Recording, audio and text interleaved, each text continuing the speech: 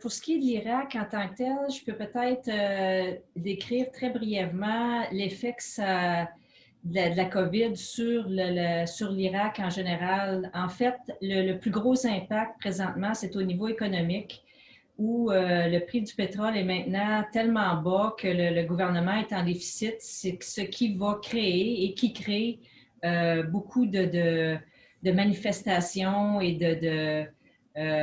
d'instabilité sociale. C'est très difficile au niveau sécuritaire présentement, c'est très instable dans ce sens-là. Alors, c'est l'impact de la COVID en général sur l'Irak, ce qui fait que les forces de sécurité sont tiraillées dans plusieurs directions.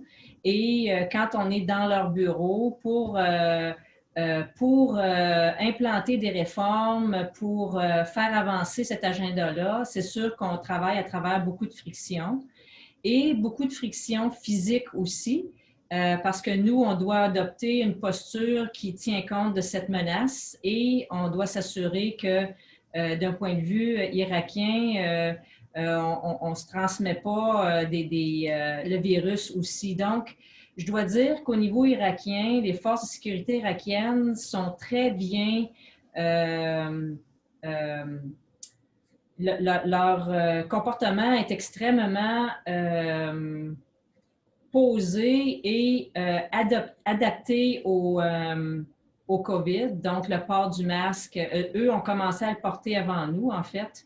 Et leur posture est très bien dans ce sens-là. Donc, ça nous permet de travailler avec le COVID et au fil du temps, on s'est beaucoup amélioré, on a beaucoup appris sur les bonnes façons de faire, ce qui fait que maintenant, on est très, très actif et dynamique à travers cette période de COVID-là. Mais comme je l'ai mentionné plus tôt, on travaille à travers beaucoup de frictions parce que les forces irakiennes sont tiraillées dans plusieurs directions.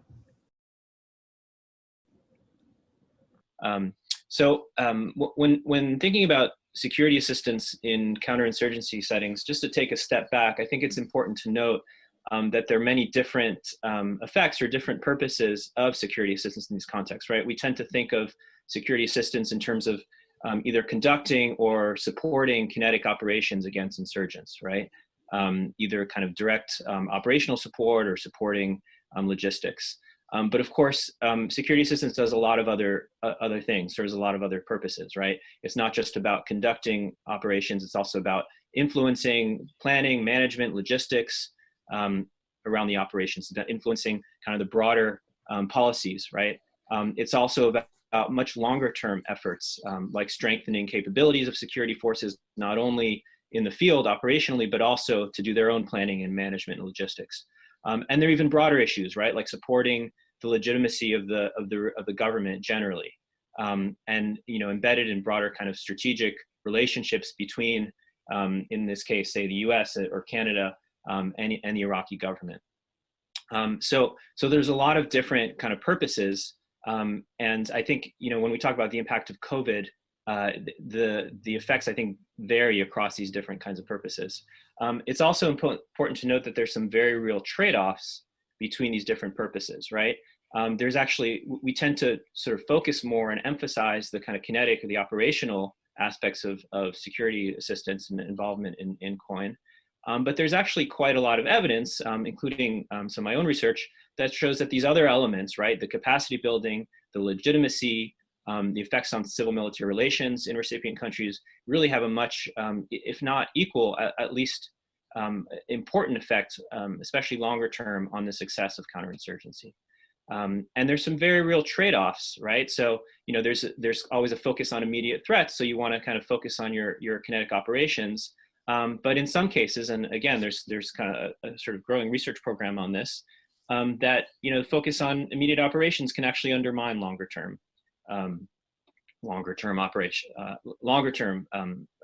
outcomes, right? So governments rely on external partners so they don't kind of make the kind of reforms, invest in the capacity that they need to deal with this long term.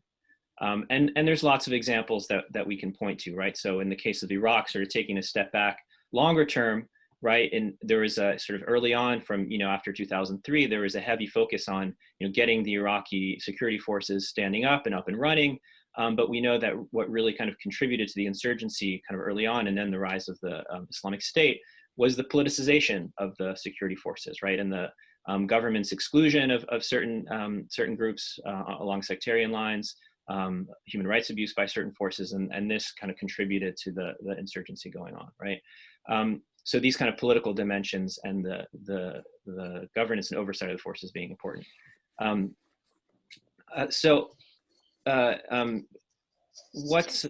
is COVID kind of affecting this? So the evidence that I'm seeing is that COVID actually, if anything, right, is making this trade-off more acute and is affecting these longer-term effects, and in three different ways. So when I've spoken to people, they say, yeah, training activities are on hold, right? So as the general mentioned, right, there's the international presence is down. There are travel restrictions. People are not sending their trainers. So a lot of the training activities by the US, and I've heard that similar things with EU colleagues, are not happening. But when you probe further, in fact, there are operations, right? Kinetic operations, operations in the field are happening, with or without support. And often, at least in the US case, US troops are still engaged and deployed in these operations. What's not happening is the kind of longer term training and advising activities.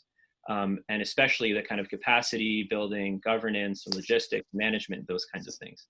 And this is potentially a major problem in terms of disrupting the kinds of longer term activities that have been going on for a long time. So I spoke, for example, to a colleague at DOD who's the US Defense Department who works on Somalia, who's saying, yeah, kinetic operations are happening, but really all the work that we've been doing on longer term capacity building is on hold, and that's potentially problematic. The other issue is the effect on the partner government, right, on the host government, right? So if a government is already facing capacity constraints, as in the case of Somalia, in the case of Iraq, right, they have to shift their resources, and kinetic operations always take priority. There's some evidence, right, in Iraq because of COVID outbreak in detention facilities, right? There are reports that they were having to shift troops to the detention facilities, and so they're less able to do operation, to focus on operations, right? The protests the general mentioned are a strain. And so what's likely to lose is these kind of longer term training activities. And so again, the longer term focus is going to sacrifice. But the broader evidence, I just want to make, I'll end on this one, there's also a broader issue, which is in terms of the legitimacy of the government, right? So, we've seen around the world how the pandemic has put into question or called into question the legitimacy of governments, right, and their ability to respond to the pandemic effectively. And there is some evidence that insurgent groups, that non-state actors, in some cases criminal groups, are taking advantage of this to say, look, we're going to provide services better than the government, in kind of gaining support for insurgency and calling into question the legitimacy of the government. And so again, the extent to which the capacity and the capability of governments to do not only military operations, but everything else that they have to do in terms of COIN, in terms of government services, is being challenged. And I think that's sort of the longer term effect. So, the evidence, of how this is pretty anecdotal at this point. I think there's a lot of research out there on the ground that's trying to look at this more closely. But the emphasis on these kinds of longer term elements of building capacity of civil military relations, I think that's where the stronger effects are going to be long term. Merci beaucoup pour cette invitation.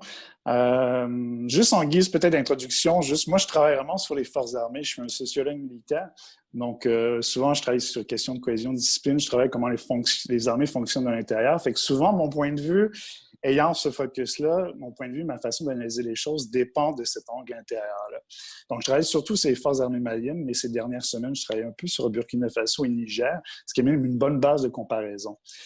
Je pense que Bruno t'a vraiment mis en exergue le problème principal face à la COVID-19 en Afrique de l'Ouest, c'est qu'on a, depuis le début de la crise, on n'a pas arrêté de dire que ça va être une catastrophe pour l'Afrique, que ça va être excessif, qu'il va y avoir beaucoup. Et pour le moment, excepté au Burkina Faso, qui est dans le Sahel, le pays qui a été le plus affecté, les chiffres restent bas.